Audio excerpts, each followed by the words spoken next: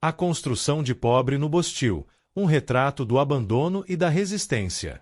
A construção de pobre no Bostil é um símbolo de muitas coisas: luta, sobrevivência, improvisação e, infelizmente, do abandono total por parte do governo e da sociedade.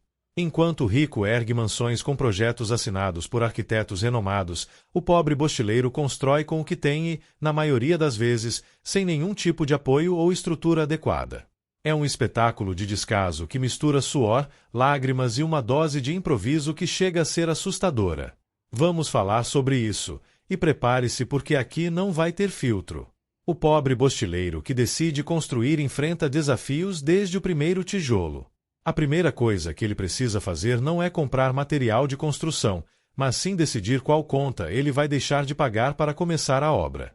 Porque, no Bostil, construir não é só difícil, é quase um ato de heroísmo. Enquanto o rico encomenda porcelanato importado e janelas panorâmicas, o pobre bostileiro faz mágica com sobras de material, muitas vezes doadas ou compradas de segunda mão. Vai cimento vencido, tijolo quebrado, telha torta. E, ainda assim, ele consegue fazer algo.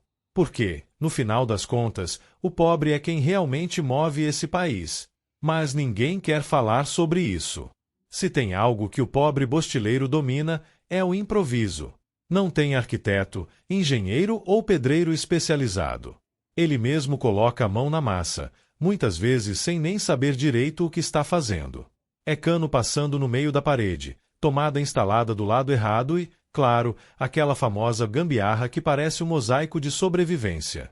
Quantas casas a gente não vê que foram construídas sem nenhum tipo de planejamento? Telhados inclinados de forma errada, pisos mal assentados, muros que ameaçam cair com o primeiro vento mais forte. Não é por falta de esforço, mas por falta de recurso.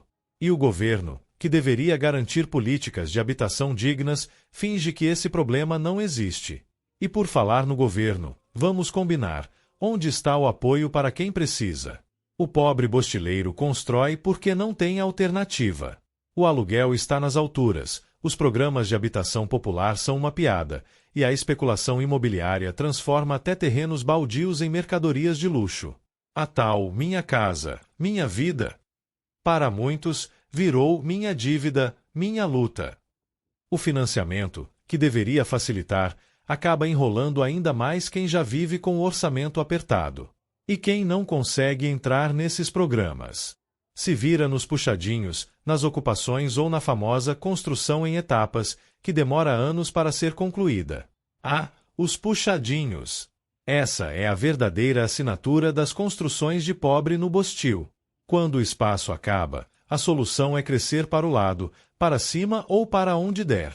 Não tem cálculo estrutural, não tem planejamento, só tem necessidade. O problema é que essas expansões improvisadas muitas vezes colocam a vida das pessoas em risco. É comum ver casas desabando por falta de estrutura, principalmente em épocas de chuva.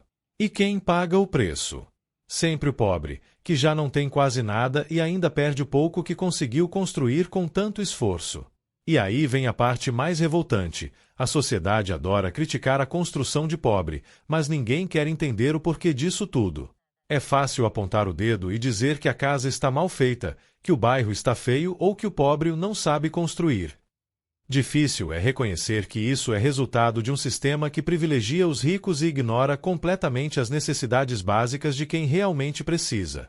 As pessoas querem bairros organizados, casas bonitas e ruas pavimentadas, mas esquecem que o pobre só constrói com o que tem.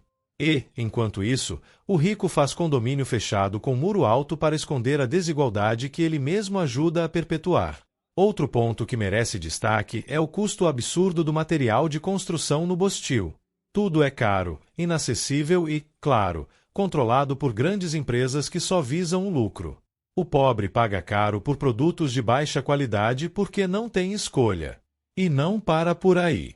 Quando o pobre consegue juntar dinheiro para contratar mão de obra, ele ainda é explorado por profissionais que cobram preços abusivos. A lógica é simples: se não tem como pagar, faz sozinho. E o ciclo de precariedade continua. Apesar de tudo isso, o pobre bostileiro continua construindo.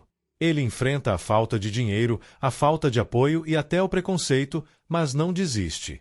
Cada tijolo colocado é um ato de resistência contra um sistema que insiste em deixá-lo para trás.